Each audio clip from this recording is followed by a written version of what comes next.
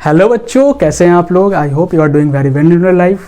तो बच्चों, आज का जो टॉपिक है, आज हम लोग कुछ क्वेश्चंस करेंगे क्योंकि हमने डॉट प्रोडक्ट कर चुके हैं। अब समझेंगे कि डॉट प्रोडक्ट को अप्लाई कैसे करें, उससे क्वेश्चंस कैसे सॉल्व करें। तो आज हम लोग जितने भी कॉन्सेप्ट है आपके डॉट प्रोडक्ट के बेस्ड, उसको क्लियर करने की कोशिश करते हैं। जो भी डाउट है वो भी क्लियर करते हैं साथ साथ में। तो एक सवाल है, जो सबसे पहला सवाल है कि ए वेक्टर दिया हुआ है आपको ये इतना और बी वेक्टर इतना दिया हुआ है और आपको ए डॉट बी निकालना है, डॉट प्रोडक्ट निकालना है। तो ये कैसे करेंगे, कभी भी डॉट प्रोडक्ट निकालना हो, दो वेक्टर दिया हो तो यही तरीका करो और आंसर पाओ। ठीक है, देखो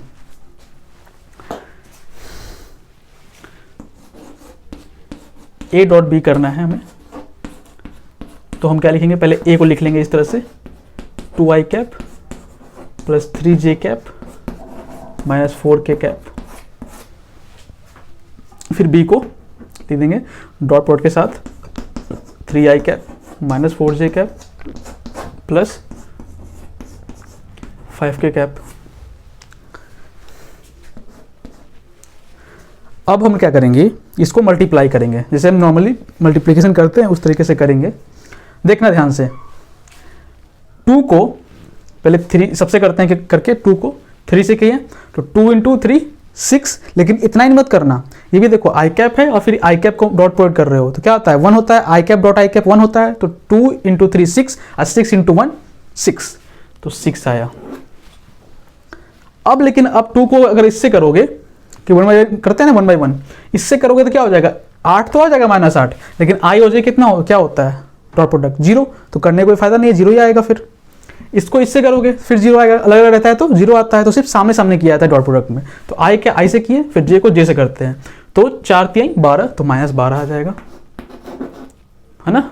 जे डॉट जे क्या होता है 1, अलग से करेंगे तो फिर क्या 0 आ जाएगा। 4 और 5 करेंगे तो माइनस 20।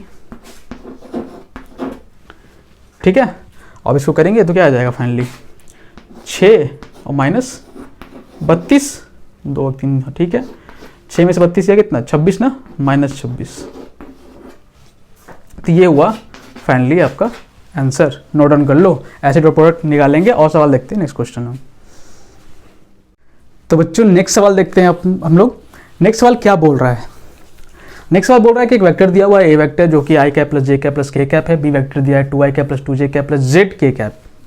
जेड दिया हुआ है, ओके कोई बात नहीं, फाइंड जेड, जेड निकालना है हमें, जेड का वैल्यू निकालना है हमें।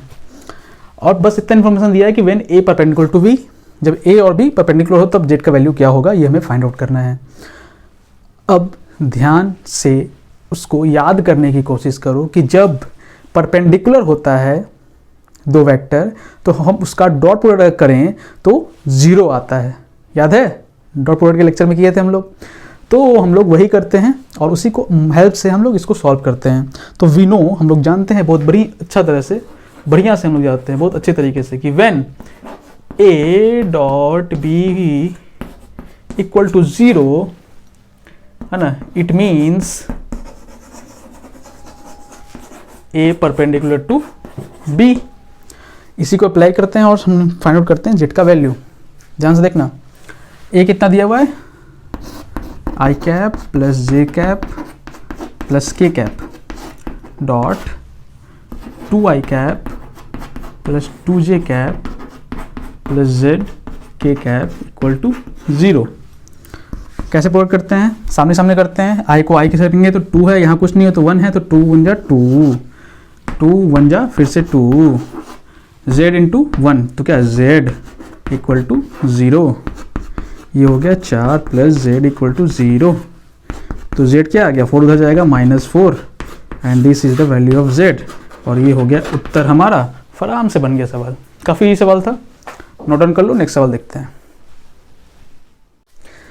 तो बच्चों नेक्स्ट सवाल देखते हैं।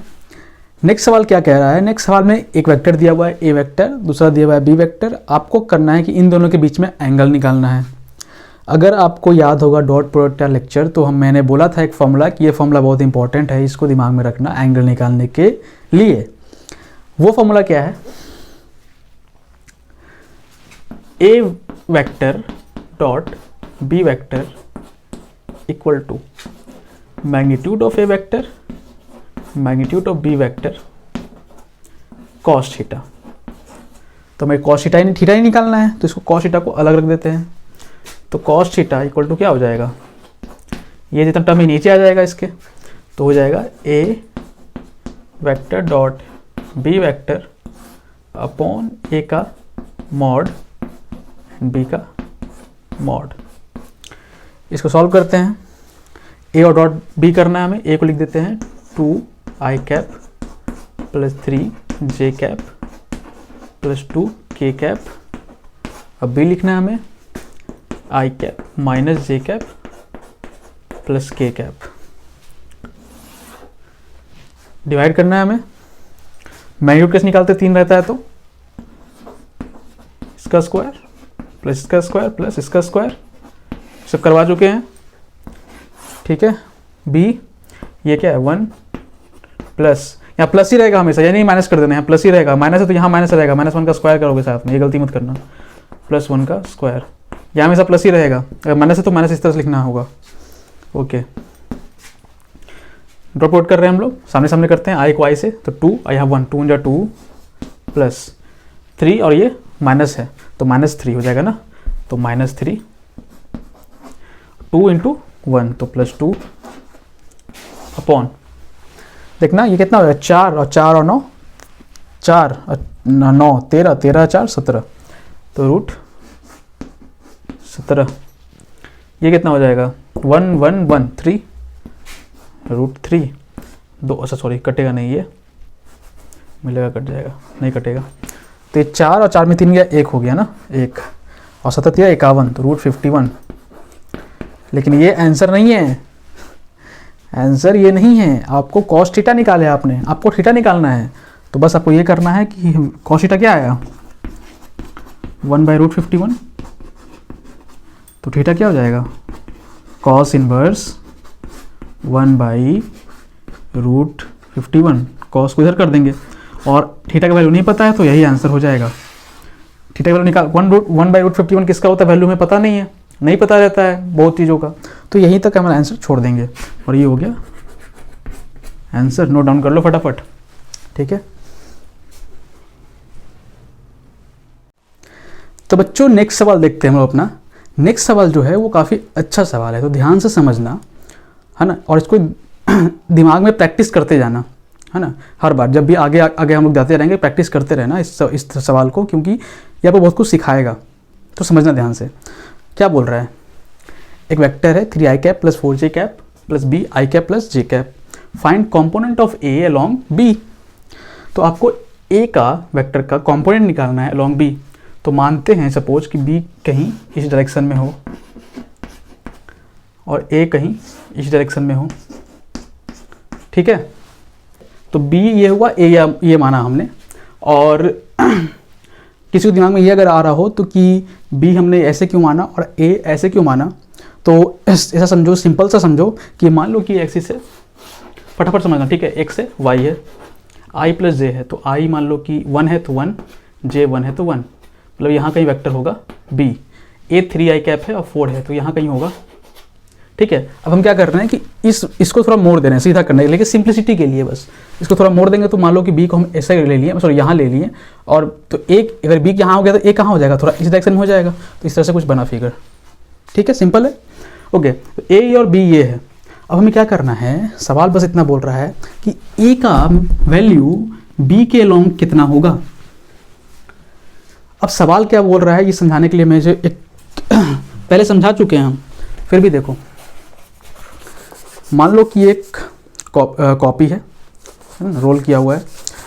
उसके बाद अब क्या, मान लो कि इस पर एक फोर्स लग रहा है, ध्यान समझना।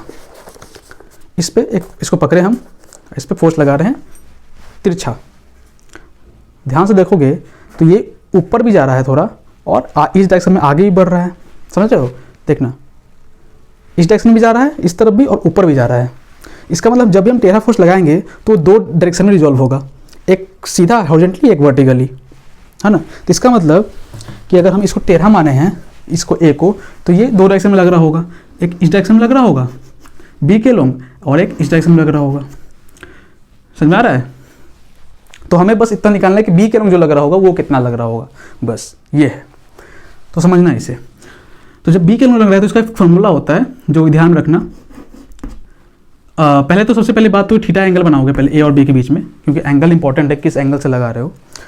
और अब जो एंगल सटा हुआ है जिससे एंगल सटा हुआ है वो उसको कॉस मानोगे। ये अगर ये बोलना हो तो ये साइन है, साइन कंपोनेंट है, इसको कॉस कंपोनेंट बोलेंगे। ठीक है, तो ए का magnitude cos component cos theta ले लिए, एंड ऑफकोर्स डायरेक्शन है, वेक्टर भी है, तो बी और बी के लोगे तो बी का डायरेक्शन के लिए क्या यूज करते हैं आप, यूनिट वेक्टर। तो ये बस निकाल लोगे, आपको बी के लोग ए का कंपोनेंट निकल जाएगा। कैसे निकल समझ आ रहा है, ए का मैग्नीट्यूड लिए कॉस थीटा, क्या ये दोनों थीटा के बीच में एंगल है, तो जो थीटा के सटा हुआ है वो होता है कॉस कंपोनेंट, तो कॉस ले लिए, और बी के अलोंग लेना है तो बी का डायरेक्शन मतलब यूनिट वेक्टर हम लोग यूज कर लिए। अब बस ये फाउंड करना है, हमें निकल जाएगा आंसर। तो ए कॉस थीटा, बी है ना, सॉरी बी का यूनिट वेक्टर। ठीक है, अब ध्यान समझना, ए का मॉड कॉस थीटा, बी का यूनिट वेक्टर कैसे लिख सकते हैं, बी का वेक्टर अपॉन बी के मैग्नीट्यूड। अब थोड़ा सा दिमाग लगाएंगे, क्यों, क्योंकि हमें ये तो पता नहीं है, बी का वेक्टर बी का मैग्नीट्यूड पता नहीं है, तो थोड़ा दिमाग लगाएंगे, थोड़ा सा देखना, हम इसको क्या करेंगे, मल्टीप्लाई कर देंगे इसमें, B vector upon B vector. क्यों कर रहे हैं, सॉरी बी का मैग्नीट्यूड अपॉन बी का मैग्नीट्यूड कर रहे हैं, है ना। ये क्यों कर रहे हैं, क्योंकि ये देखो ए वेक्टर कॉस थीटा और बी का मैग्नीट्यूड, ये क्या बन जाएगा, ए डॉट बी बन जाएगा। ये होता है ना, ए का मैग्नीट्यूड बी का मैग्नीट्यूड कॉस थीटा, यही है। बचा क्या, तो बचा में हमारे पास बी का वेक्टर बचा अपॉन बी का मैग्नीट्यूड का स्क्वायर बचा। समझ में आ रहा है, इसको और प्रोसीड करेंगे। तो ए और बी दिया हुआ है, तो ए और बी का डॉट पुट कर लेते हैं, मन ही मन में कर लेंगे, कॉपी करने की जरूरत नहीं है। 3 × 1 3 और 4 × 4 4 × 1 4, तो 4 और 3 7 हो गया, तो 7, ये हो गया 7। फिर इंटू करना है किसी साथ, बी का वेक्टर लेना है हमें, तो बी का लिखते हैं आई वेक्टर प्लस जे वेक्टर, और बी के मैग्नीट्यूड का स्क्वायर कर देना है, तो बी का मैग्नीट्यूड कैसे निकालेंगे, 1 का स्क्वायर प्लस 1 का स्क्वायर का अंडर रूट। ठीक है, ऐसे तुम निकालोगे तो ऑफकोर्स तुमको बोलोगे सर अब ये क्यों लगा रहे हैं, तो 3 में लगाते हैं। अरे बल्लक, A square plus B square plus 2ab cos theta होता है। ठीक है, अब ए स्क्वायर मतलब कि 1 का square plus B square plus 2ab cos theta, तो 2 × 1 × 1 cos theta, theta is the angle between A and B. तो ए कितना है, आई है और जे है, और आई जे के बीच में कितना एंगल होता है, 90 डिग्री, तो खत्म हो गया, कॉस 90 0 होता है, तो सिर्फ बचा क्या, ए स्क्वायर प्लस बी स्क्वायर बचा। समझ में आ गया, तो ये हो जाएगा आपका 7/112√2 I cap plus J cap. This is the answer, this is the component of A along B vector. ऐसे निकालते हैं। अगर कंपोनेंट ऑफ ए बोलता वर्टिकली इस डायरेक्शन में, तो हमें बस यही करना होता, फॉर्मूला ये बन जाता, ए साइन थीटा हो जाता ये, और है ना, और किसके अलोंग ले रहे होंगे, अगर मान लो कोई वेक्टर है तो उसके अलोंग ले रहे होते तो वो आ जाता हमारा, वहाँ वेक्टर आ जाता हमारा, किसके अलोंग ले रहे हो। ठीक है, और अगर नहीं कुछ वेक्टर है तो सिर्फ ए साइन थीटा लिख दो, काम हो जाएगा। ठीक है,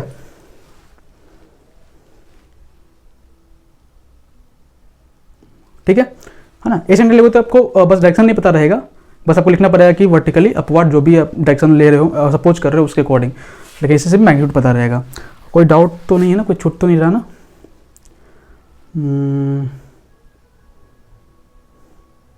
नहीं, ठीक है, बस ये समझो, समझने का तरीका ये है कि कोई भी अगर टेरा फोर्स हो तो उसको कॉस और साइन में तोड़ सकते हो, जो थीटा आप मान रहे हो। अगर आपको अब दिमाग में आया इसको थीटा क्यों ले लिए, इसको थीटा लोगे तो कोई दिक्कत नहीं, इसको कॉस ले लेना, ये कॉस ले लेना और ये साइन ले लेना फिर। ठीक है, ये साइन ले लेना, ठीक है ना, इससे कोई फर्क नहीं पड़ने वाला, आंसर आपको सेम आएगा। ऐसे सवाल देखेंगे आप लोग, आंसर क्यों सेम आएगा दिमाग में आ रहा होगा ना, थोड़ा कंफ्यूजन रखो, सब चीज़ का सलूशन एक बार में नहीं मिल जाता, सवाल देखना आगे करेंगे तो समझ में आएगा कि क्या दोनों सेम क्यों होगा। चलो ठीक है, नोट कर लो।